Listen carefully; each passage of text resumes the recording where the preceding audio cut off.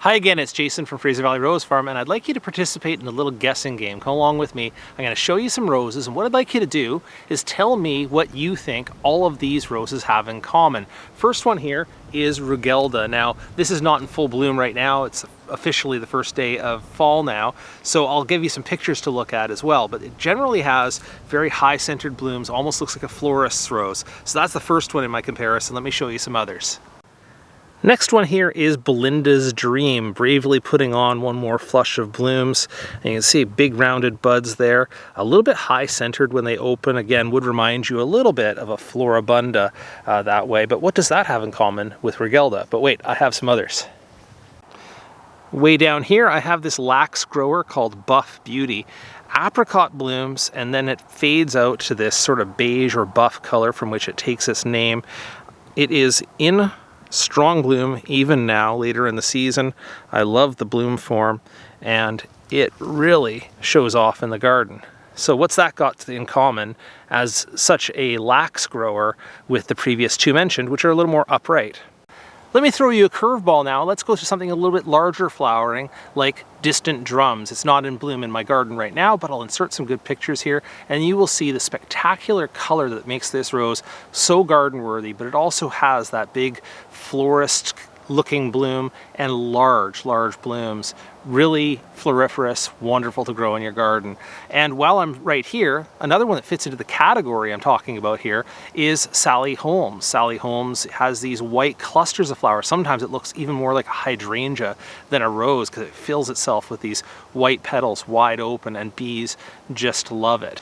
Well, I'm about to reveal to you what it is that's in common between the 5 roses that I've shown you so far, but let me throw a small wrinkle in here and say that what I'm about to say also applies equally to all of the David Austin roses, from the old classics like Graham Thomas and Abraham Darby, right up to their newest releases like Gabriel Oak and Emily Bronte. What I'm about to say is that all of these roses are considered shrub roses, and I thought long and hard about how to answer this question, which has been asked me before, is what do they mean when they mean shrub roses? And the answer to it is kind of counterintuitive. Let me back off a step here and say that botanically, a shrub is any plant that is woody and has multiple stems. So all roses are shrubs, but that's not what they mean when they say shrub rose. What they mean by shrub rose as a classification or a category is that it doesn't fit within all of the other categories, which is a funny way to define something. It's like saying, well, it's defined by what it's not. Or for an older pop culture example that I would use is, think back on the Rudolph the Red-Nosed Reindeer cartoon, and they land up on the island of misfit toys. Everything there is in common that they are a toy and they don't fit. They're not right for the other categories. That's what shrub roses are.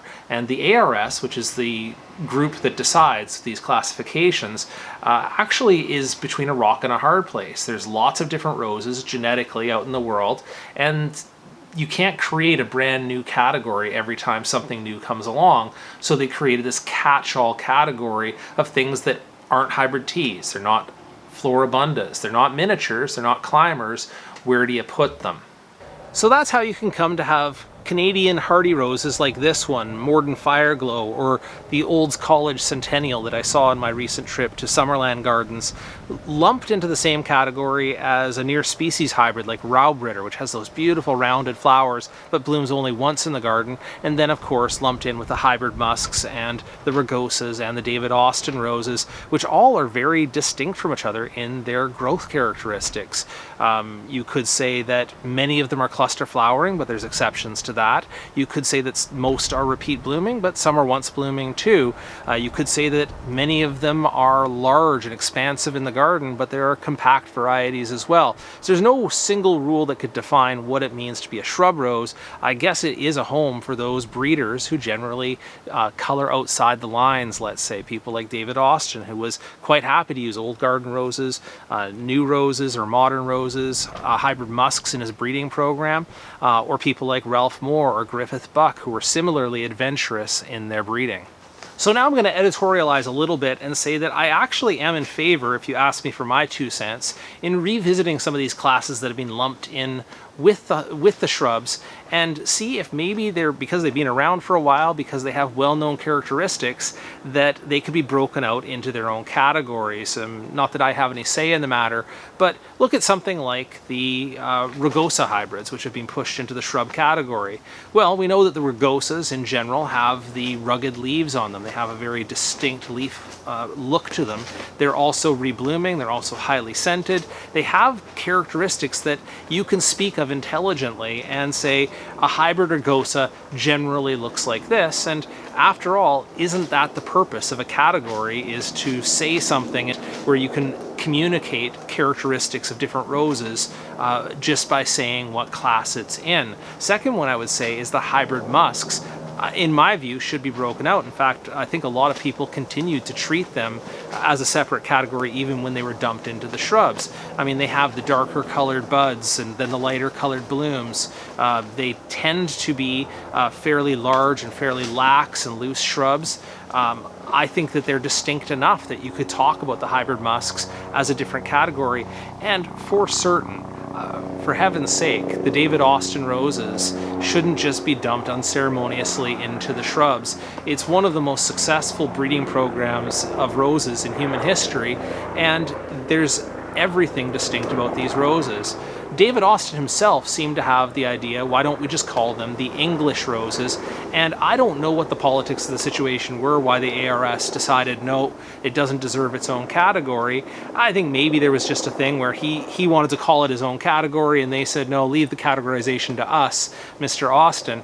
But I think it may be time to revisit that issue. And I don't know if you call it the English roses, maybe you call them modern romantic roses or modern classic roses or something that just distinguishes them. And they don't all have to be David Austin roses, because there are other roses, the Romantica type roses that are bred by Cordes and Melon, that are bred with the same shape of flower now, with the many petals and the sort of classic old look of the rose, but on a modern reblooming shrub. I think that's worth having as a category so that people can start to understand what roses are being bred for, instead of having all these different brand names out there standing in for a class. Anyway, that's my 2 cents, and like I say, it doesn't matter what I think, but all I wanted to do on this video was just sort of speak to you and start open the conversation about what shrub roses are. And certainly if you have any questions about that or anything to add to the conversation about that, please drop that into the comments below the video and I'll see what I can do to help.